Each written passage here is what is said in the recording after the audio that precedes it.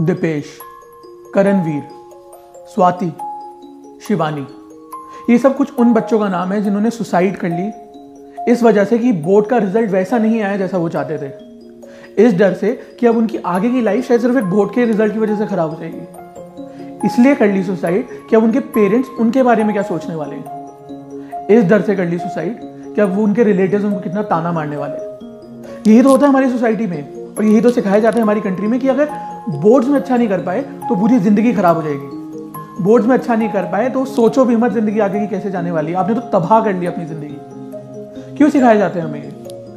मैं इन सब लोगों से पूछना चाहूंगा जो इस चीज से डरते हैं कि आप शायद 17, 18, 19 साल के होंगे जब आपने बोर्ड्स के एग्जाम दिए, तो आपको एक किसने सिखाया कि आपकी 18 साल तक की जिंदगी का एक एग्जाम आपके आगे आने वाली 60 साल की जिंदगी खराब कर सकती है? किसने फालतू लॉजिक डाला?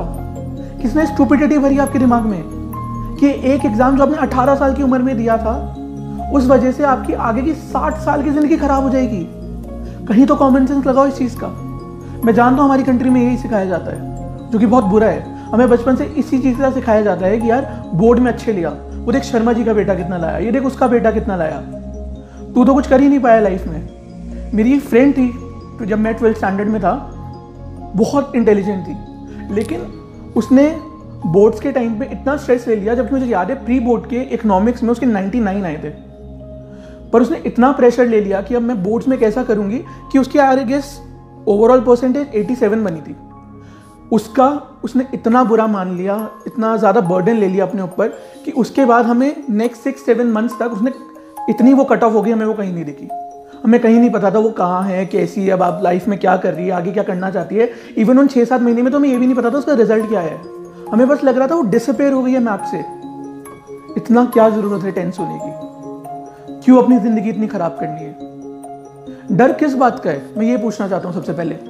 जब मैं देखता हूँ तो क्या डर एग्जाम्स का है? मुझे तो नहीं लगता।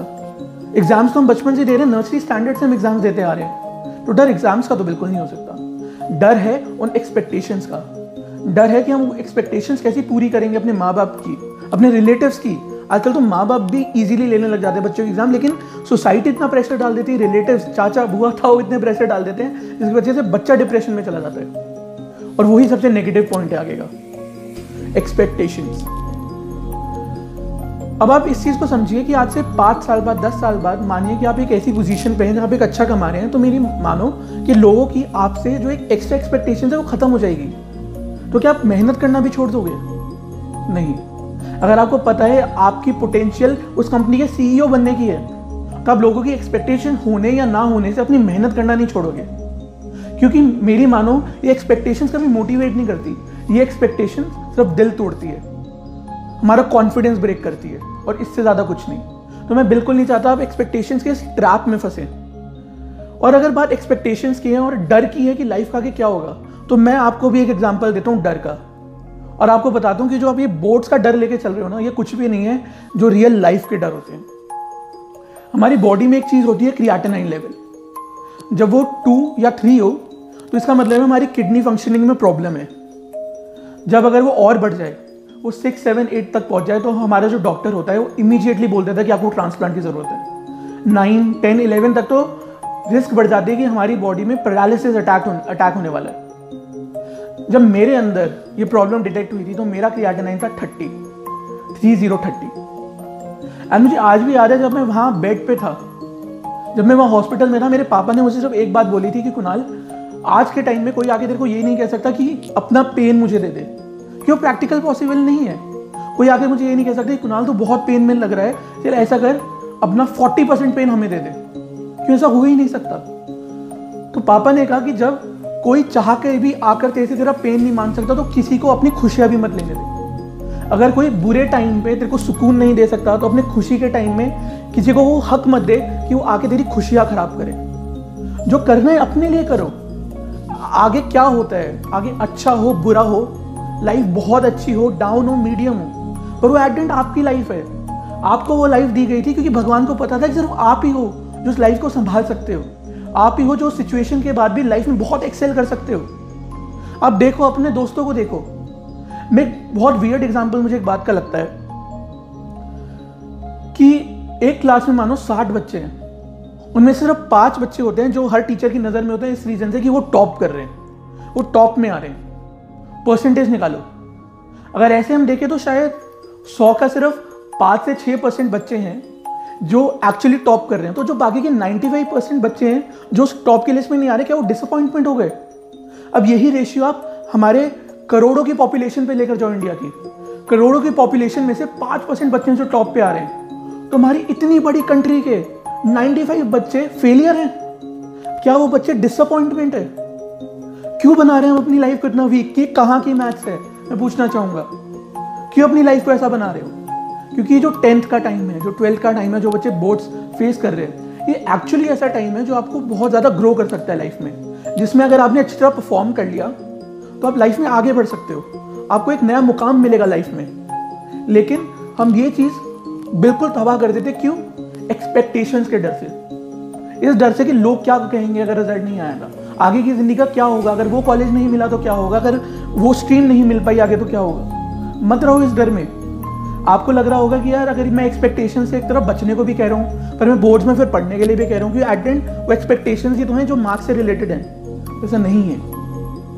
बोर्ड्स में जो आपके मार्क्स आएंगे वो आपको लाइफ में एक नई जगह ले जा सकते हैं, लेकिन उनकी जुड़ी जो एक्सपेक्टेशंस हैं। अब आप ये बात देखो कि आपकी लाइफ में कभी अच्छे मार्क्स नहीं आए, मार्क्स तो पहले भी अच्छे आए होंगे, अगर बोर्ड्स नहीं थे तब भी तो अच्छे मार्क्स लाए, तो आज बोर्ड्स के टाइम पे इतना डर क्यों है? क्यों? वो एक्सपेक्टेशंस का डर है। और मेरी बात मानो, ये जो एक्सपेक्टेशंस है ना, मेरे को नहीं पता आगे आपके मार्क्स कैसे आएंगे, रिजल्ट कैसा आएगा, लेकिन इमोशनली आपकी स्टेट कैसे हो सकती है वो मैं भी आपको बता देता हूँ। अगर आप इन एक्सपेक्टेशन के डर से रिलेटेड या पढ़ते रहे ना, आप इमोशनली टूट जाओगे, ये मैं गारंटी करके दे रहा हूँ। मैंने जब अपने बोर्ड्स दिए थे 2013 में, मेरे अकाउंट्स 95, इंग्लिश 95, इकोनॉमिक्स 95, और उसका सबसे बड़ा रीज़न ये था कि मेरे पापा ने मुझे बोला कि देख कुणाल, हम चाहते हैं कि तेरे मार्क्स बहुत अच्छे आएंगे, अगर मार्क्स अच्छे हैं तो बहुत खुशी की बात है, पर अगर नहीं भी आए तो तेरी दुनिया तबाह नहीं हो जाएगी। हम उन माँ बाप की तरह नहीं है जो हम बोलेंगे तेरे बोर्ड्स में नहीं आए तो तू क्या करेगा आगे ज़िंदगी में। मेरे माँ बाप ने कभी मेरे ऊपर ये बर्डन नहीं डाला, और यही रीज़न है कि मैं फ्रीली पढ़ पाया। मेरे पास आते थे रिलेटिव्स बोलने, तो कितना पढ़ रहा है, क्या नहीं पढ़ रहा। मुझे याद है कि मेरे जब बोर्ड स्टार्ट होने वाले थे उससे 2 वीक पहले हमारे एक फैमिली फंक्शन था और मैं वहाँ गया था, और मेरे पेरेंट्स ने कहा कि तू वहाँ जा, थोड़ा एंजॉय कर, तेरा मन शांत होगा। लेकिन वहाँ जो रिलेटिव्स थे उन्होंने वहाँ पे भी टॉन्ट मारी कि यार तू फंक्शन में क्या कर रहा है, पहले ही मान चुका है कि तेरे बोर्ड में मार्क्स नहीं आने वाले। तो ये एक्सपेक्टेशंस आपको तोड़ेगी। पर मैं बहुत हैप्पी हूँ और मैं बहुत ज़्यादा लकी फील करता हूँ कि मेरे पेरेंट्स ने मेरे ऊपर ये बर्डन नहीं डाला। अब अपने बर्डन अपने पेरेंट्स के ऊपर पॉइंट आउट मत करने लग जाना कि वो इतना भी क्यों बोलते हैं कि अच्छे मार्क्स लाओ। एट द एंड वो आपके माँ बाप है और वो चाहेंगे कि आप लाइफ में अच्छा करो, इसमें कुछ गलत नहीं है। आप भी अपने बच्चों से सेम चाहोगे। दिक्कत तब है जब वो एक्सपेक्टेशंस आपको डिप्रेस कर दे, आपको सैड कर दे, आपको एंशियस बना दे।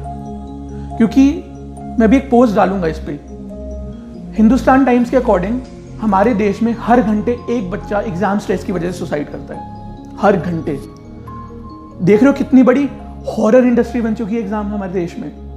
And let me tell you, जो लोग हैं ना जो आपको प्रेशर डाल रहे हैं, ये वही लोग हैं जिन्होंने अपने टाइम में जब वो 12th में थे, स्कूल में थे, कॉलेजेस में थे ना, उनके आसपास के लोगों ने उन पर बहुत प्रेशर डाला। तो जब अब वो आपको खुश देखते हैं ना तो उनके मन में आता है यार हम तो घुट घुट के जिए, तो ये क्यों खुश होके जी रहे, ये क्यों बंदा प्रेशर में नहीं है। चाहे आप प्री बोर्ड में 99% ले आओ और आप खुश हो, तब भी वो आपको पॉइंट आउट करेंगे। उनको गुस्सा आएगा कि आप खुश क्यों।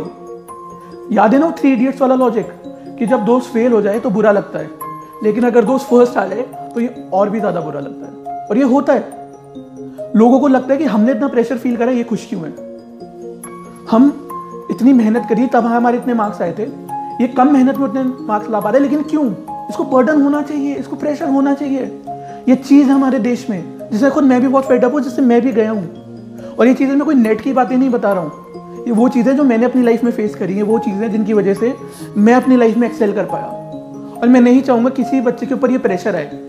मुझसे कोई ऑनेस्टली पूछे, मेरे को बिल्कुल फ़र्क नहीं पड़ता कि कौन कितना एजुकेटेड है कितना नहीं। एजुकेशन हमें सिर्फ एक प्रिजन में डालती है। एजुकेशन हमें बस सिखाती है कैसे हम बड़े बड़े कॉर्पोरेट हाउसेस में जॉब लेकर एक स्लेव की तरह जिंदगी जिए। मैं नहीं सपोर्ट करता हमारा एजुकेशन सिस्टम कैसा है, लेकिन मैं ये ज़रूर सपोर्ट करता हूँ कि अगर आपको एक अपॉर्चुनिटी मिल रही है लाइफ में आगे बढ़ने के लिए, 10th के बोर्ड्स के रूप में या 12th के बोर्ड्स के रूप में, तो उसको पकड़ो।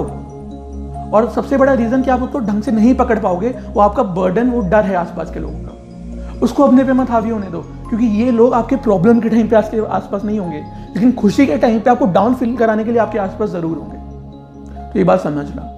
और लास्ट में यही कहना चाहूंगा कि अगर आपको कभी लगे कि मैं किसके लिए मेहनत करूं, किसके लिए अचीव करूं, तो मेरी एक मैम थी 12th में जिन्होंने मुझे एक लाइन बोली थी जो आज तक मेरे साथ है, कि कभी ना समझ आए ना कि लाइफ में किसके लिए हम ये मेहनत कर रहे हैं, तो ये मेहनत एक उस औरत के लिए करो जो लास्ट 12 साल से 10 साल से हर रोज आपसे पहले उठ रही है। कितनी ठंड हो, कितनी गर्मी हो, कितनी उसकी तबीयत खराब हो, वो फिर भी रोज उठ रही है। चाहे उसको सोसाइटी के, खुद आपके पापा के कितने ताने सुनने मिले कि ये देख तेरा बच्चा क्या कर रहा है, वो फिर भी 10 साल से 12 साल से रोज आपसे पहले उठ रही है, आपको तैयार कर रही है, आपके लिए खाना बना रही है, आपको स्कूल कॉलेज भेज रही है। जो आपके दुखी के टाइम में आपसे ज्यादा रोई थी और खुशी के टाइम में आपसे ज्यादा खुश हुई थी। अगर आपको लगे कि मैं मेहनत किसके लिए करूं, तो ये मेहनत सिर्फ एक उस इंसान के चेहरे पे वो स्माइल देखने के लिए करना, और रॉक कर दो अपने बोर्ड के एग्जाम। All the best.